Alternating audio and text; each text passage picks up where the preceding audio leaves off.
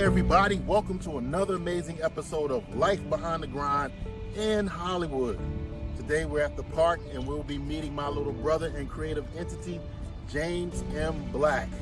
Now before we get to go off and see all his amazing action and feats in the film industry, we're going to be having a little bit of fun today on the interview as we go boating.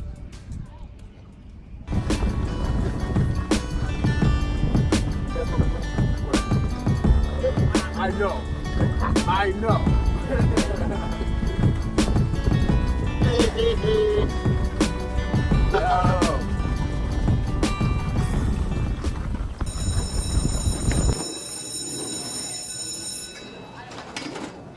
All right, class. Be sure to study for your test on Monday. It will not be an open notes test, so make sure you have all the formulas down and the algorithms. Have a good weekend. Virgil.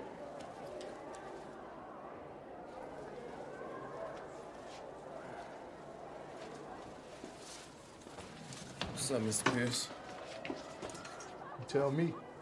I can't tell you what's up, but I can tell you what's down. Your grades, your attention in class, your head on the desk as you sit through my lecture. You're supposed to be a straight A student.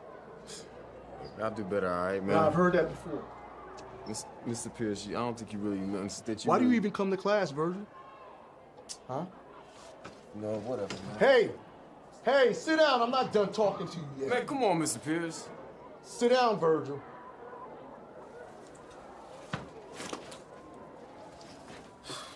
Look, you wouldn't understand, man. Do you think you're the only person in this neighborhood who has problems? Problems? You don't know nothing about me, Mr. Pierce. Oh, I don't, huh? No, man. Why are you sweating me all of a sudden? I understand what went down in Paris Island. Yeah, I heard that Mia chick is gonna be there. She digs me.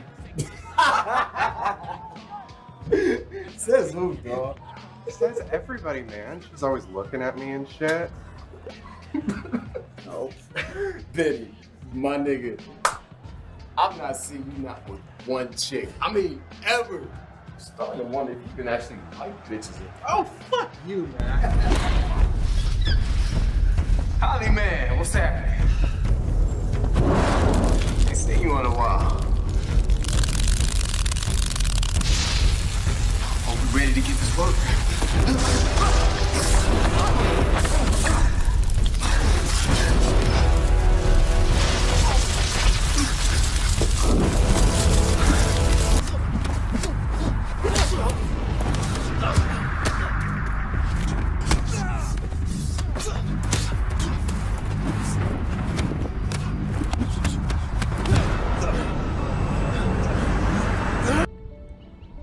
Hey everybody, welcome back to Life Behind the Grind in Hollywood. I hope you enjoyed the clips. James Black is amazing. You know we don't like to use the word he's an amazing actor or amazing writer director. We always say creative entity. In Hollywood, we're all creative entities. And as you can see, me and him are laid back. We got on our vests in case we fall off this boat. We chilling. So everybody, meet the man, James Black, and he's here in Hollywood to make a difference and tell you about his grind. What's happening, everybody? So, my first question to you is, why Hollywood?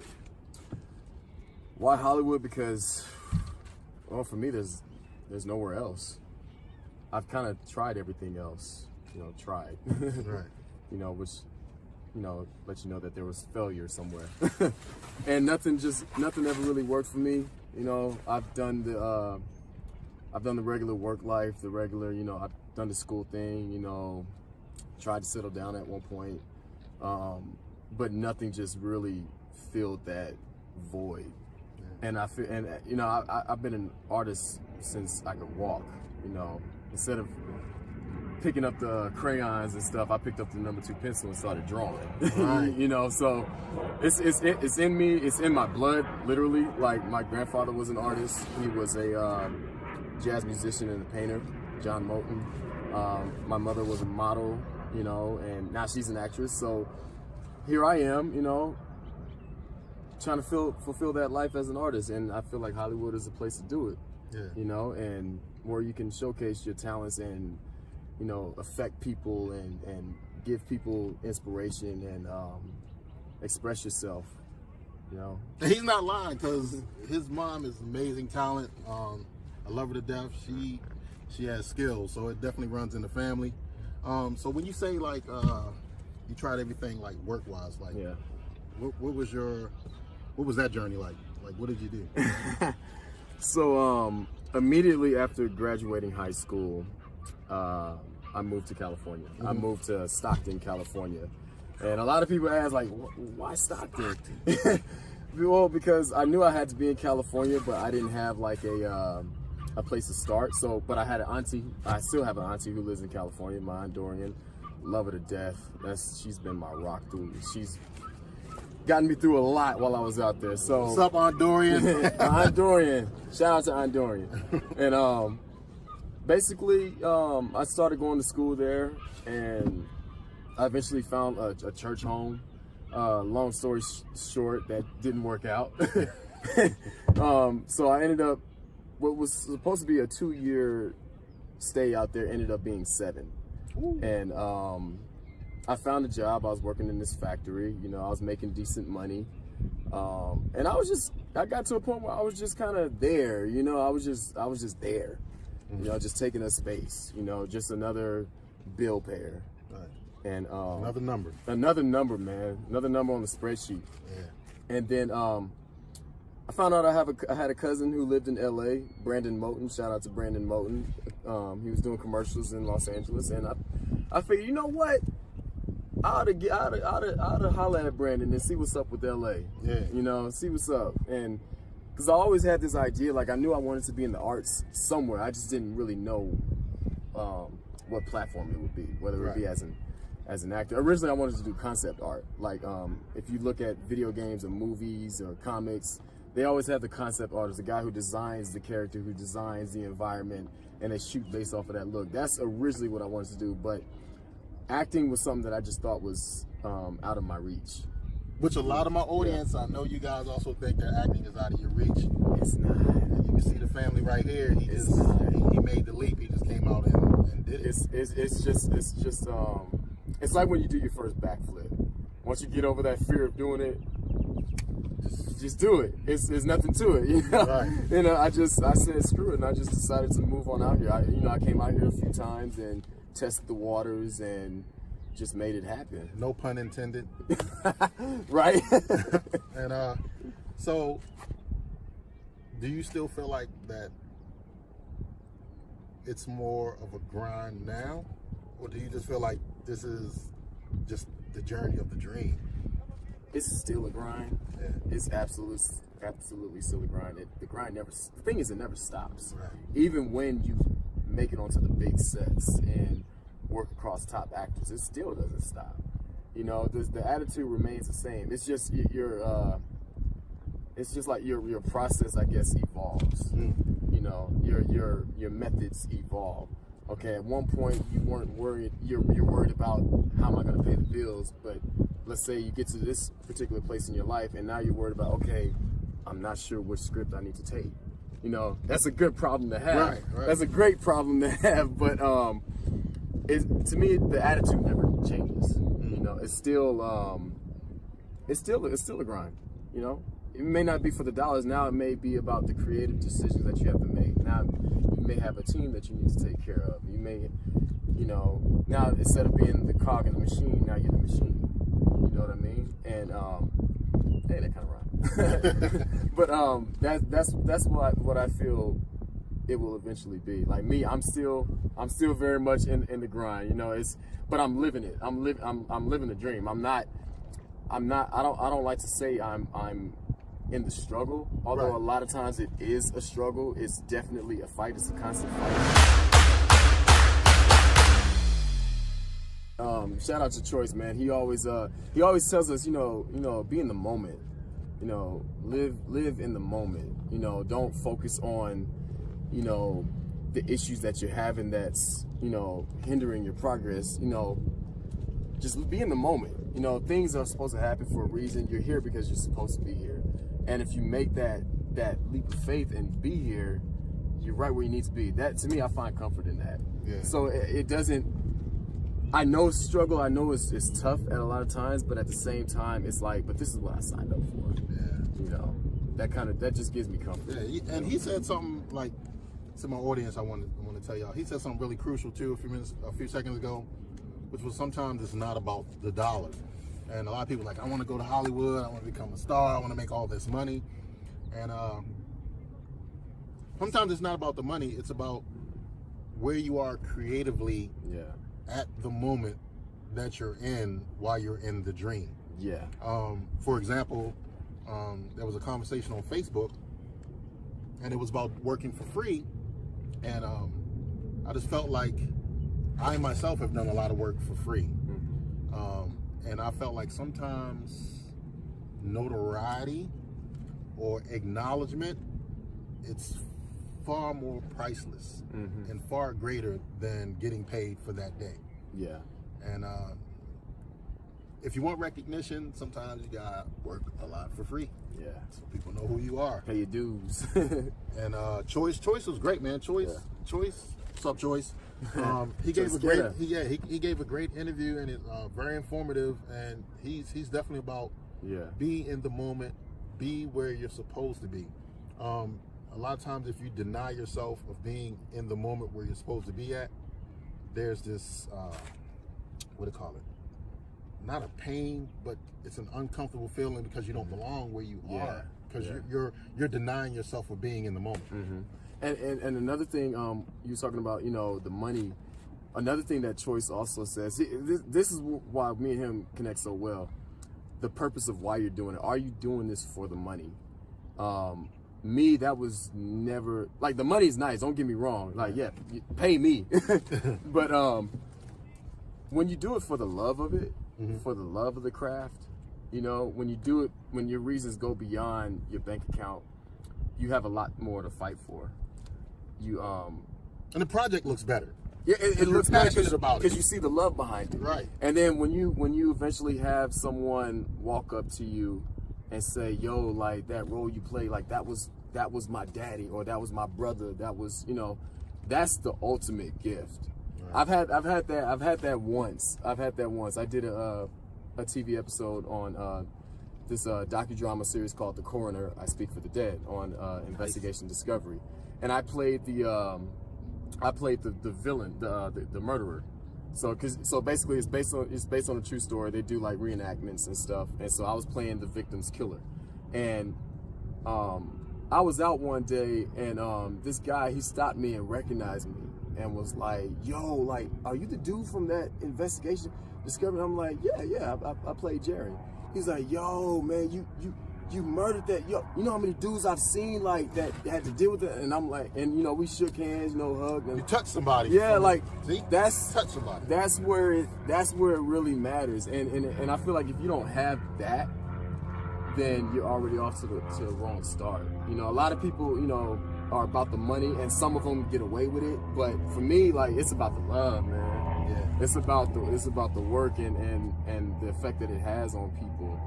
You know, because that's how we, you know, we change lives. You know, because that's what we do. We live these lives, you know, to affect other people across the screen, so they can change their way of thinking, or so that they can be inspired by something.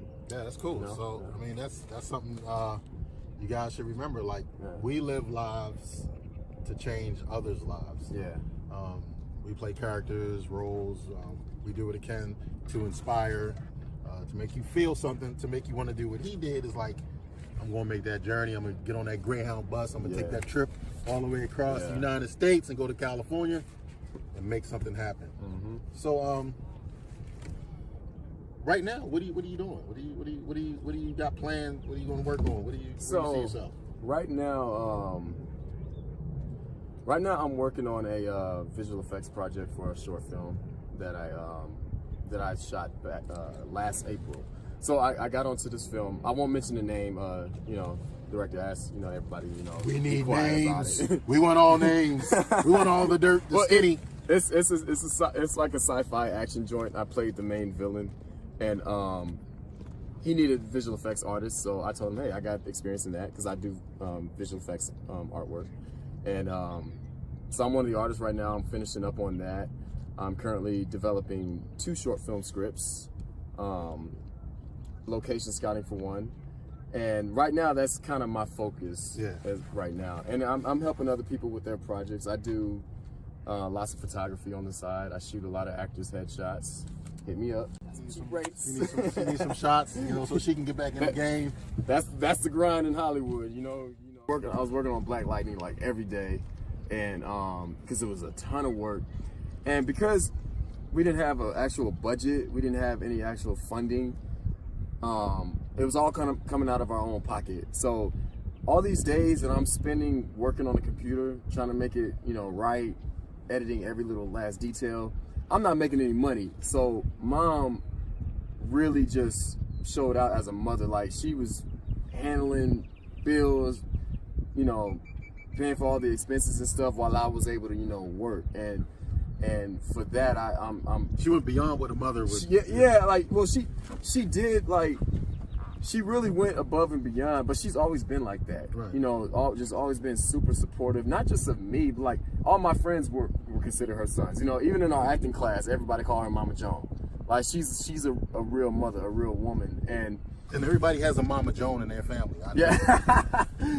Yeah, she's the moms of the family, man. But that's when she pretty much moved out here and started grinding when I was working on Black Lightning, and she got on that stage and she nailed it, So Black Lightning was like your calling card. Like, that was amazing. Thank you, man. Yeah, that was definitely, that was my first time writing. Me and Choice, we co-wrote it. It wasn't our first time working together, but we did that along with the help of Chase Baker. Shout out to Chase, my man Chase. He helped me out on a lot of those effects. Choice wore the most hats.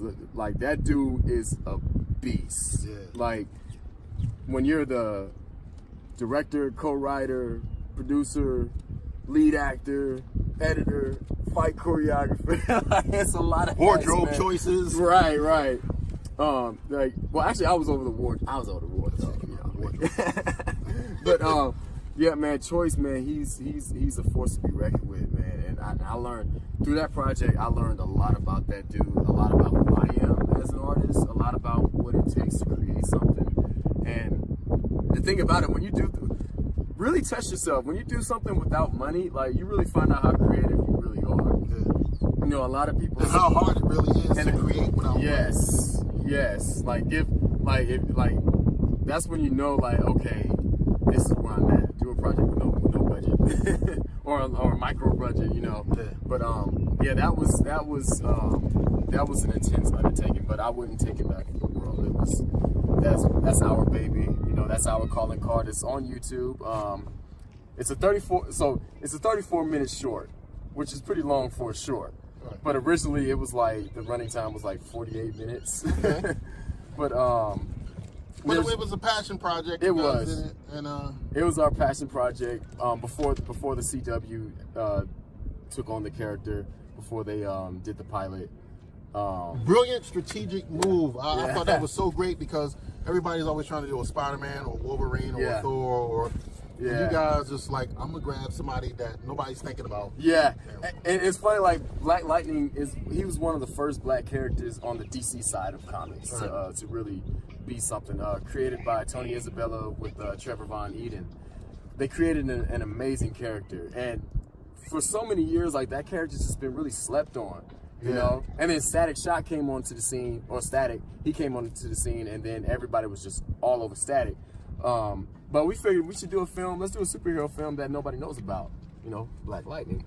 And then so right after we wrapped principal photography, we were in post production, and then we saw online that Fox had announced that they were working on Black Lightning pilot. So we're all like, we like, what?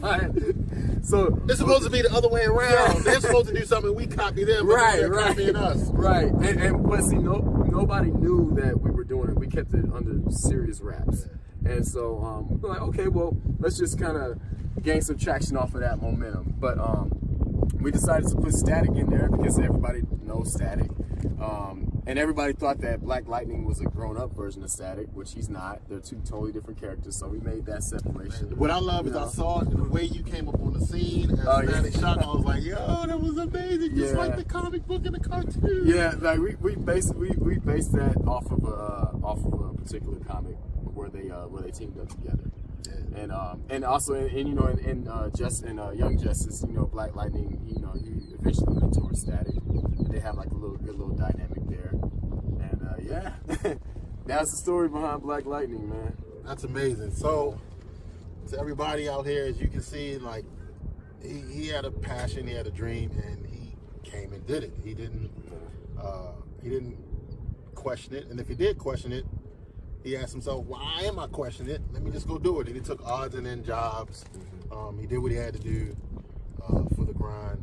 But also, I got a great support system. And that's another thing. I mean, I'm not gonna lie. Like Choice, my mom, my girlfriend Jaleesa Harris, my friend Chase Baker. You know, members of the Breaking Through acting workshop community. Like my aunties, like my aunt in California, my aunt Dorian, my aunt Jackie. I had a great support system. My family in Texas and California all put together money so I can get a computer to do all my editing work on. Like I'm not gonna lie. Like I've had great support, man. I gotta give honor where honor's due.